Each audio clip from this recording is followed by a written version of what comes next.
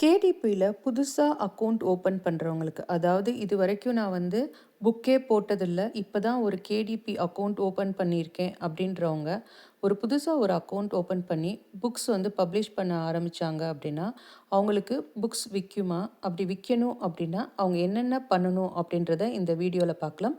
Welcome to another எபிசோடின் சேமிப்பு அவசியம். இப்போ நான் வந்து என்னோடய ஸ்க்ரீனை வந்து ஷேர் பண்ணுறேன். இது வந்து ஒரு புது அக்கௌண்ட்டு. இது வந்து என்னோடய ஹஸ்பண்டோட பேரில் வந்து இருக்குது. நான் இந்த அக்கௌண்ட் ஓப்பன் பண்ணுறதுக்கு முன்னாடி கேடிபி கஸ்டமர் சர்வீஸ்க்கு மெசேஜ் பண்ணி, இந்த மாதிரி என்கிட்ட ஏற்கனவே அக்கௌண்ட் இருக்குது. இப்போ என் ஹஸ்பண்டுக்கு வந்து ஓப்பன் பண்ண போகிறோம். 2 பேரும் ஒரே இன்டர்நெட் அட்ரஸ் யூஸ் பண்ணுவோம். 2 பேரும் ஒரே வீட்டு அட்ரஸ் யூஸ் பண்ணுவோம். ஓப்பன் பண்ணலாமா அப்படின்னு நான் கேட்டதுக்கப்புறம் அவங்க வந்து ஓகே பண்ணலாம் அப்படின்னு சொன்னப்போ லாஸ்ட் நவம்பர், அதாவது 3 மாதத்துக்கு முன்னாடி வந்து இந்த அக்கௌண்ட் வந்து நாங்கள் க்ரியேட் பண்ணோம். இது வந்து இப்போ நான் சொன்ன மாதிரி என்னோடய ஹஸ்பண்டோட பேரில் இருக்குது. இப்போ அவர் வந்து என்னென்ன புக்கு போட்டிருக்காரு, அவருக்கு புக்கு விற்கிதா அப்படின்றத பற்றி இந்த வீடியோவில் பார்க்கலாம். இப்போ இந்த அக்கௌண்ட்டை வந்து நாங்கள் எப்போ ஓப்பன் பண்ணோம் அப்படின்னா, நவம்பர் 27 வந்து நாங்கள் வந்து இந்த அக்கௌண்ட் வந்து ஓப்பன் பண்ணோம். ஸோ ஃபஸ்ட்டு நான் வந்து ஆர்டர்ஸில் போய் இது வரைக்கும் எத்தனை ஆர்டர் வந்திருக்குன்னு பார்க்கலாம். ஃபஸ்ட்டு லைஃப் டைம் எப்போ அவர் வந்து அக்கௌண்ட் ஓப்பன் பண்ணார் பார்க்கலாம். ஸோ நவம்பர் 27 வந்து அக்கௌண்ட் ஓப்பன் பண்ணியிருக்காரு. நான் இந்த வீடியோ வந்து மார்ச் 1 அன்றைக்கி ரெக்கார்ட் பண்ணுறேன். இது வரைக்கும் வந்து 14 புக்ஸ் வந்து போட்டிருக்காரு நவம்பர்லேருந்து.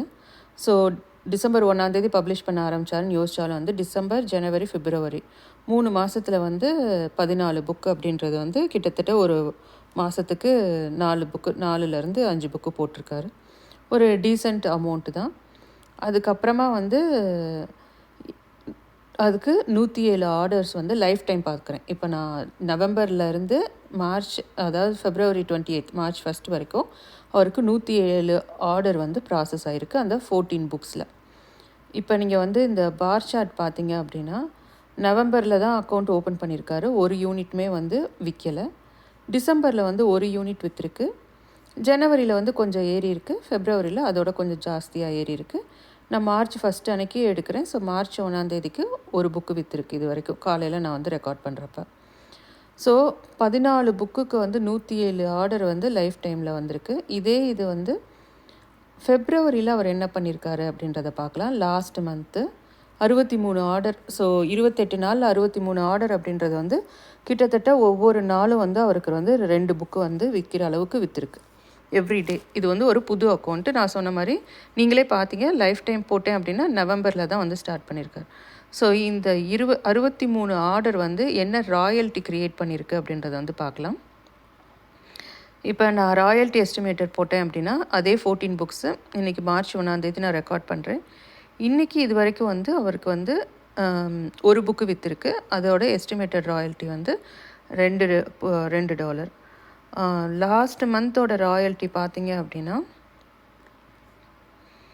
ஸோ 14 புக்குக்கு லாஸ்ட் மந்த் வந்து $168 வந்து அவருக்கு வந்து கிடச்சிருக்கு.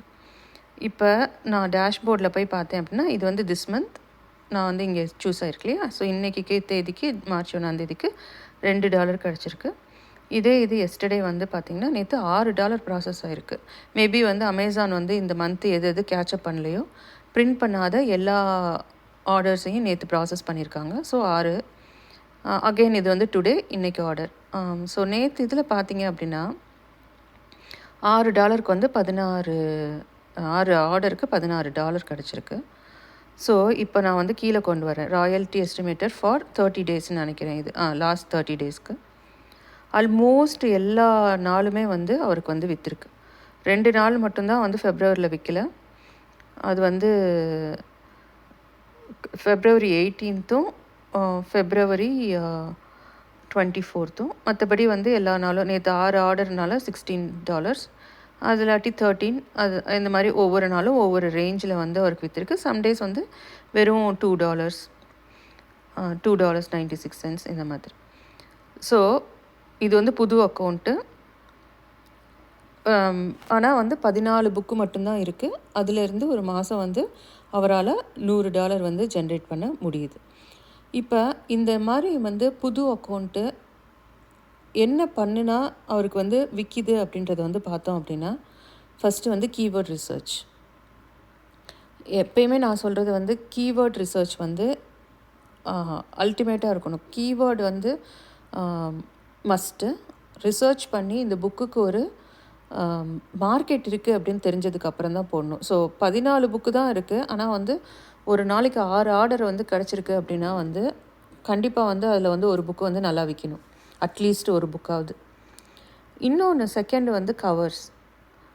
அப்புறம் கவர்ஸ் வந்து அதுதான் ஃபஸ்ட்டு நம்ம கஸ்டமர் வந்து நம்மக்கிட்ட பார்க்க போகிறாங்க.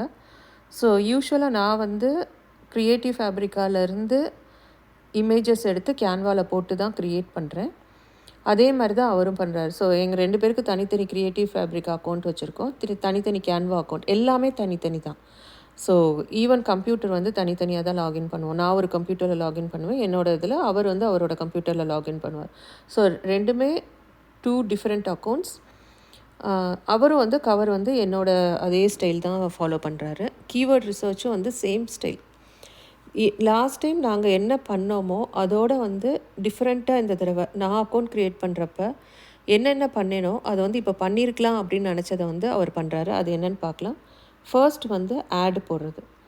அவர் வந்து முதல்ல இருந்தே வந்து ஆட் வந்து போட ஆரம்பிச்சிட்டாரு. வெறும் அமேசான் யூஎஸில் மட்டும்தான் ஆட் போடுறாரு.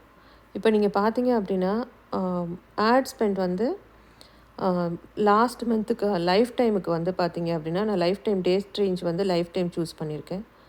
$179 வந்து ஆடுக்கே போயிருக்கு.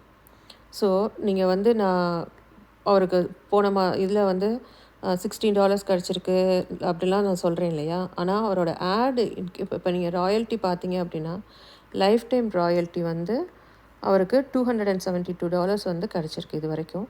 ஆனால் அமேசான் ஆடில் அவர் வந்து $180 வந்து ஏற்கனவே ஆடு போட்டிருக்காரு. ஸோ நெட்டு பார்த்தீங்கன்னா $100 தான் அவருக்கு வந்து இந்த 3 மந்த்ஸில் கிடச்சிருக்கு. பட் இதில் வந்து ஆடு போட்டிருக்காரு, அது உண்மை. பட் ஆர்டர்ஸ் நீங்கள் பார்த்தீங்க அப்படின்னா this is life time. Life டைமில் அவர் வந்து 48 ஆர்டர் தான் வந்து அவருக்கு ஆடு வழியாக கிடச்சிருக்கு. பட் அவர் வந்து டோட்டல் ஆர்டர்ஸ் வந்து இந்த லைஃப் டைமில் பார்த்தீங்க அப்படின்னா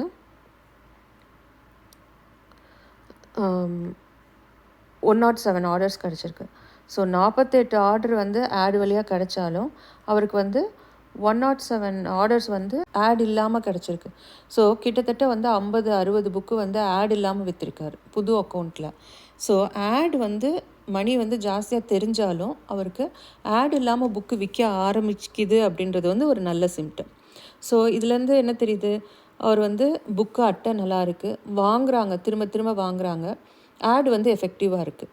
ஸோ அடுத்து போக போக ஆட் கம்மியாக பணம் செலவு பண்ணி அவரால் விற்க முடியும் அப்படின்ற ஒரு நம்பிக்கையை கொடுக்குது. ஸோ ஃபஸ்ட்டு நாங்கள் டிஃப்ரெண்ட்டாக பண்ணது வந்து ஆடு போட்டோம். செகண்டு வந்து நாங்கள் டிஃப்ரெண்ட்டாக பண்ணது வந்து ஒரு பிராண்டாக க்ரியேட் பண்ணோம். இப்போ அவர் வந்து ஒரு வேர்ட் சர்ச் புக்கு போகிறாரு அப்படின்னா அதுக்கு ஒரே ஆர்த்தர் நேம், ஒரு ஆர்த்தர் நேம் கீழே தான் அந்த வேர்ட் சர்ச் புக்கெல்லாம் இருக்குது. அவர்கிட்ட வந்து இப்போதைக்கு 3 வேர்ட் சர்ச் புக் இருக்குதுன்னு நினைக்கிறேன். ஸோ 3 இதே வந்து ஒரே ஆர்த்தர் நேம், கிட்டத்தட்ட ஒரே மாதிரி கவர் போட்டிருக்காரு. ஸோ அந்த புக்கை நீங்கள் பார்த்தீங்கனாலே இந்த ஆர்த்தர் தான் க்ரியேட் பண்ணியிருக்காங்க அப்படின்றத சொல்கிற அளவுக்கு பண்ணியிருக்கோம்.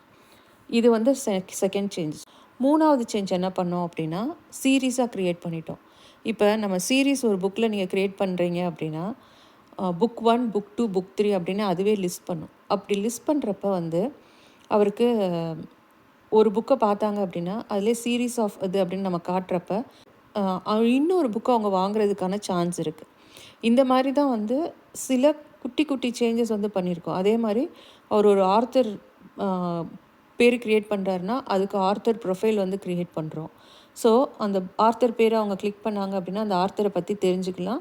அப்போ வந்து அந்த புக்கை வாங்குறதுக்கான சான்ஸ் இருக்குது. அப்புறம் எல்லா புக்குக்குமே க்ரியேட் பண்ணி முடித்த உடனே வந்து A+ கண்டென்ட் வந்து க்ரியேட் பண்ணிட்டோம்.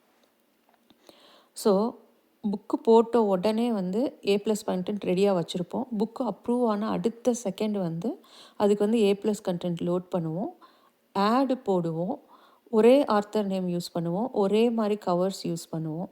ஸோ அந்த ஒரு புக்கை போட்ட உடனே வந்து மார்க்கெட்டிங் வந்து ஸ்டார்ட் பண்ணுறோம். அதுதான் பேசிக்கலி நாங்கள் பண்ணுறோம். ஸோ கீவேர்ட் ரிசர்ச், கவர்ஸ் நல்லா பண்ணிவிட்டு ஒரு புக்கை குவாலிட்டியாக போட்டதுக்கப்புறம் நாங்கள் என்னோடய அக்கௌண்ட்டில் பண்ணாத ஒரு விஷயம் வந்து சரியாக மார்க்கெட் பண்ண மாட்டோம். வெறும் ஆட் மட்டும்தான் போடுவேன் நான்.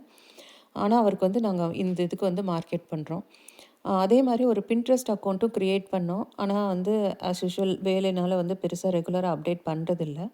பட் வந்து அந்த சைடும் வந்து நம்ம சோஷியல் மீடியாலேயும் நாங்கள் எடுத்து மார்க்கெட் பண்ணோம் அப்படின்னா, இந்த அக்கௌண்ட் வந்து கண்டிப்பாக ரொம்ப வேகமாக க்ரோ ஆகும் அப்படின்ற நம்பிக்கை வந்து எங்களுக்கு வந்து இருக்குது.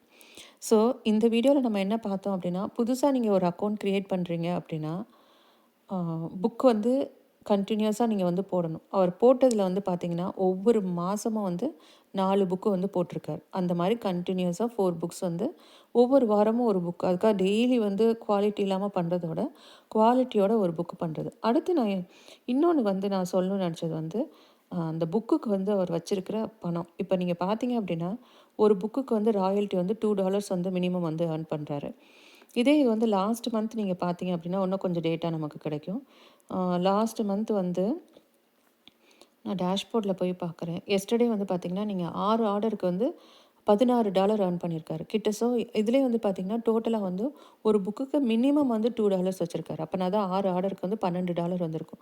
கிட்டத்தட்ட $2.50 வரைக்கும் அவர் வச்சிருக்காரு. அப்படி வச்சிங்கன்னா தான் உங்களால் வந்து ஆட் போட முடியும்.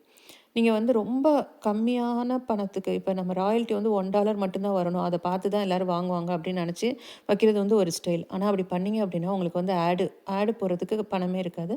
உங்கள் கையிலேருந்து தான் செலவு பண்ணுற மாதிரி இருக்கும். ஸோ குவாலிட்டியான புக் க்ரியேட் பண்ணுங்கள். அதுக்கு கரெக்டான ரேட்டு வந்து ஃபிக்ஸ் பண்ணுங்கள். புக்கு போட்டு முடித்த அடுத்த செகண்ட் வந்து மார்க்கெட்டிங் ஸ்டார்ட் பண்ணுங்கள். இந்த 3 இது வந்து பண்ணோம் அப்படின்னா, புது அக்கௌண்ட்டு புதுசாக நீங்கள் வந்து புக்கு போட ஆரம்பிச்சிங்கனாலும், அந்த அக்கௌண்ட் வந்து சக்ஸஸ்ஃபுல்லாக தான் இருக்கும். அதை நான் வந்து இந்த வீடியோவில் உங்ககிட்ட ஷேர் பண்ணி உங்களை மோட்டிவேட் பண்ணணும்னு நினச்சேன். உங்களுக்கு இந்த வீடியோ பிடிச்சிருக்கும்னு நினைக்கிறேன்.